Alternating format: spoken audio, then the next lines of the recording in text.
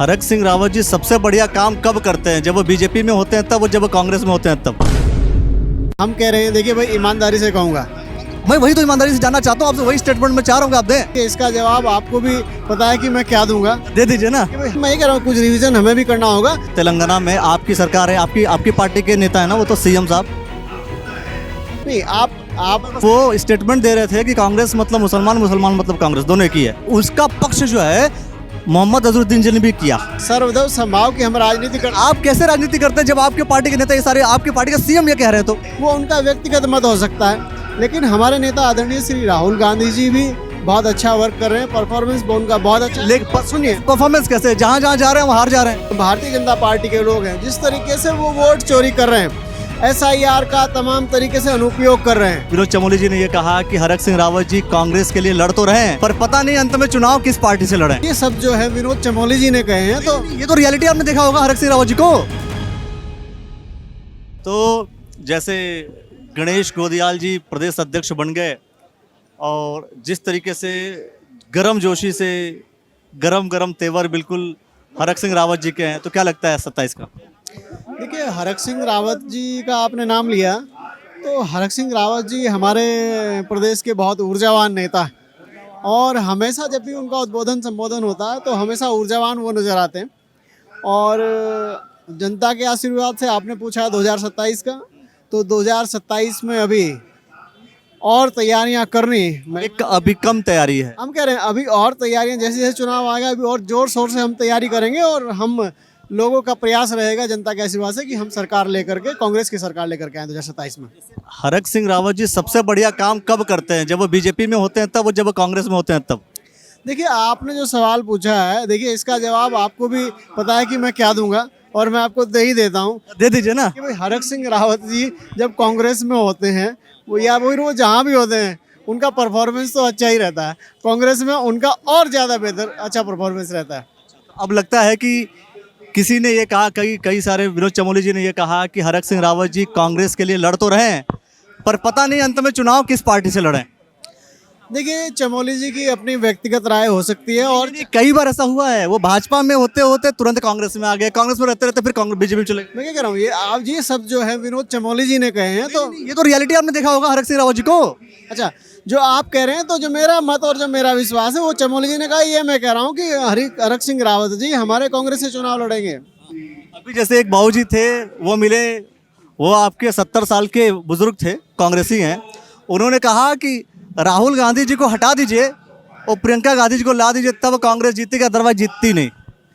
देखिए, हर किसी का अपना व्यक्तिगत मत हो सकता है। जो हमारे सीनियर, जो आप कह रहे हैं कांग्रेस के कार्यकर्ता है, कांग्रेस के समर्थक जो हैं, वो उनका व्यक्तिगत मत हो सकता है, लेकिन हमारे नेता आदरणीय श्री राहुल गांधी जी भी बहुत अच्छा वर्क कर रहे हैं। परफॉर्मेंस उनका बहुत अच्छा। लेकिन सुनिए, परफॉर्मेंस कैसे? जहाँ जहाँ जा रहे हैं वहाँ हार जा रहे हैं। देखिए, बिहार की कंडीशन और खराब, बाकी किसी भी स्टेट में जा रहे हैं तो स्थिति खराब हो जा रही है। मैं क्या कह रहा हूँ, देखिए, वो जो 70 साल के हमारे व्यक्ति हैं, बुजुर्ग आ रहे हैं, उन्होंने कहा है कि भाई राहुल गांधी जी का को और प्रियंका गांधी जी को, दोनों हमारे नेता हैं, और जहाँ भी आप देख रहे हैं दोनों लोग ही काम कर रहे हैं। बेसिकली क्या है, जब राहुल गांधी जी जब कैंपेनिंग कर रहे हैं तो वहाँ की स्थिति खराब हो जा रही है, कांग्रेस काफी डाउन चली जा रही है।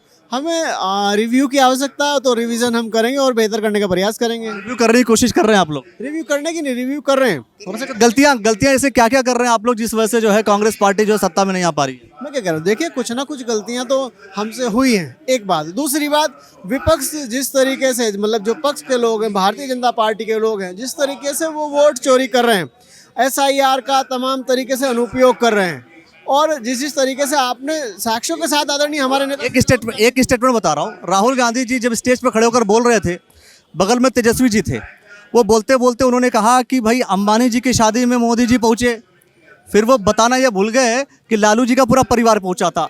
तो इस तरीके के जब वो स्टेटमेंट देते हैं तो कहीं ना कहीं जो उनके अलाइंड पार्टी है वो सोचने में पड़ जाते हैं कि भाई ऐसा क्यों स्टेटमेंट बोल रहे हैं, वो उनके खिलाफ ही यूज हो जाता है। देखिए, कभी कभी चीज़ें, कुछ मैं नहीं कहता कि नहीं होती, कभी कभी कुछ चीज़ें होती, लेकिन तो शायद यही चीज़ करने से तो गलत हो रहा है। लेकिन जो हमारा बेसिक मुद्दा था, वोट चोरी, अगर आप तथ्य, पहले आपका ईवीएम गड़बड़ था, फिर कुछ और, फिर कुछ और। सारी प्रॉब्लम सिर्फ सामने वाली पार्टी में है, सारी प्रॉब्लम गलत सामने वाला ही कर रहा है, हम गलत कुछ नहीं कर रहे। नहीं, हमने क्या कहा, भाई हमने क्या कहा कि भाई जो वोट चोरी का मामला है वो पूरे साक्ष्यों के साथ हमारे नेताजी ने पूरी मीडिया के सामने रखा, बिल्कुल पूरे साक्ष्य और प्रूफ्स के साथ रखा है कि नहीं रखा है? रखा है ना। चलिए पहले को कहा करते थे कि हो सकता है कि ईवीएम में कुछ संभावनाएं व्यक्त करते थे कि ये हो सकता है। सिर्फ संभावनाओं पे ही करते जा रहे हैं ना। संभावना ये कि हाँ जी ईवीएम चोरी हो रहा है, संभावना है कि ये गड़बड़ कर रहे हैं, मतलब अपनी गलतियों को, अपनी चीज़ों को, अपने एजेंडा, अपने मुद्दों को गड़बड़ करते जा रहे हैं। ये भी तो नुकसान है अपने आप में। नहीं, हम कह रहे हैं, देखिए भाई ईमानदारी से कहूँगा, मैं वही तो ईमानदारी से जानना चाहता हूँ आपसे, वही स्टेटमेंट मैं चाह रहा हूँ कि आप दें। मुझसे स्टेटमेंट चाह रहे हैं ना, मैं ईमानदारी से कह रहा हूँ वोट चोरी भी हुई है और कुछ रिवीजन की हमें भी आवश्यकता है। मैं ये कह रहा हूँ कुछ रिवीजन हमें भी करना होगा। वोट चोरी को हम कैसे रोकें, उसमें हम प्रभावी कदम कैसे उठाएं, वो अभी हमें करने की आवश्यकता है, इसमें कोई दो राय नहीं है। हरीश रावत जी अभी स्टेटमेंट दे रहे हैं। हरीश रावत जी को मैंने नोटिस किया कि हरीश रावत जी एक शब्द बोला करते थे कि चतुर्भुज नेतृत्व की आवश्यकता है। गणेश गोदियाल, प्रीतम सिंह और इसके बाद जो हरक सिंह रावत जी और करण महाराज जी, मतलब आ गए, 4 भुज हो गए। हरीश रावत जी को अलग कर दिया गया क्या? नहीं, ऐसा नहीं है, वो हमारे सीनियर नेता हैं। इनके अलावा भी तमाम नेता बचते हैं भाई, हमारे CLP साहब हैं, तमाम सीनियर लोग हैं कांग्रेस के।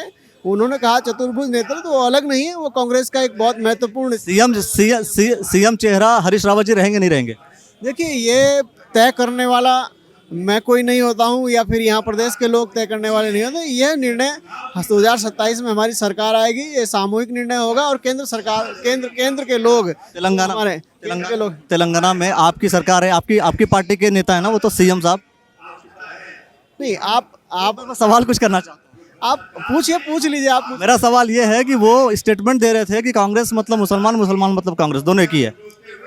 देखिए हम लोग सर्वधर्म समभाव की राजनीति कर, मैं कह रहा हूँ कि आपके वो जो सीएम है वो ये बात बोल रहे थे और उसका पक्ष जो है मोहम्मद अजहरुद्दीन जी ने भी किया। मैं क्या कह रहा हूँ, देखिए हम लोग सर्वधर्म समभाव की राजनीति करते हैं और मैं आपको स्पष्ट लेकिन आपके नेता ऐसा कुछ बोल जाते हैं जिससे कांग्रेस पार्टी को पूरा नुकसान भुगतना पड़ता है, ये भी बोलिए आप साथ में। नहीं, मैं क्या कह रहा हूँ, हम लोग सर्वधर्म समभाव की राजनीति करते हैं और आप जो कह रहे हैं कि मैं ये भी बोलूं, तो जो आप कह रहे हैं मैं वो थोड़ा ही बोलूंगा। थोड़ी बोल रहा हूँ मैं कह रहा हूँ आपके उन्होंने कहा आपके सीएम साहब ने कहा, यही तो मैं बोल रहा हूँ, कांग्रेस पार्टी के सीएम ने कहा। सर्वधर्म समभाव की राजनीति करते हैं, हिंदू भी हमारे भाई हैं, मुस्लिम भी हमारे भाई हैं, सिख भी। लेकिन आप सीधा, मैं कह रहा हूँ लेकिन वो तो रेवंत रेड्डी साहब तो साफ तौर कह रहे हैं ना कि हम जो है भाई कांग्रेस मतलब मुसलमान, मुसलमान तो कांग्रेस।